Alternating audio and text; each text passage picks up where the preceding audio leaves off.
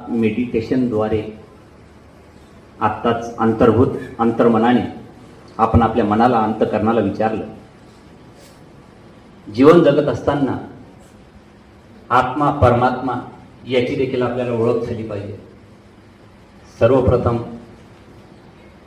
हे सुरू करत असताना जे येथे हा कार्यक्रम आयोजित केला गेला ते सर्व प्रजापिता ब्रह्माकुमारी ईश्वरीय विश्वविद्यालयाचे सर्व तोलामोलाचे ज्ञानदीप मी त्यांना वंदन करतो.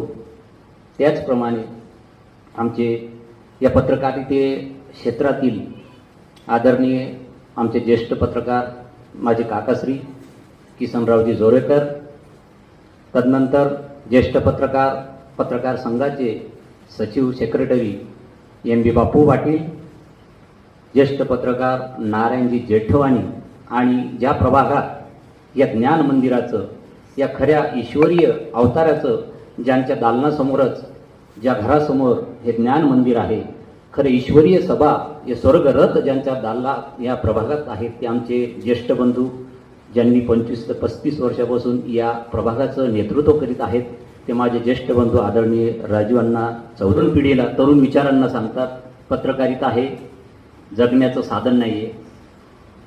पत्रकारिता ही आपल्याला काहीतरी देऊन जाईल म्हणून आपण त्या आविर्भावाने जाऊन वाहून घेणं ही पत्रकारिता नाही आहे. पत्रकारितेसाठी आत्ताच सांगितलं, आगरकर लोकमान्य टिळकांनी जेव्हा स्वातंत्र्य आपण पारतंत्र्यात होतो आणि त्याच कालावधीत ज्यांनी बलिदान दिलं, आहुती दिली, लेखन केलं, असे लोकहितवादींपासून डॉक्टर बाबासाहेब आंबेडकरांपासून आगरकर जे काय असते पुन्हा नामक घेतो. त्याचं कारण असं की त्यावेळेस आपण पारतंत्र्यात होतो.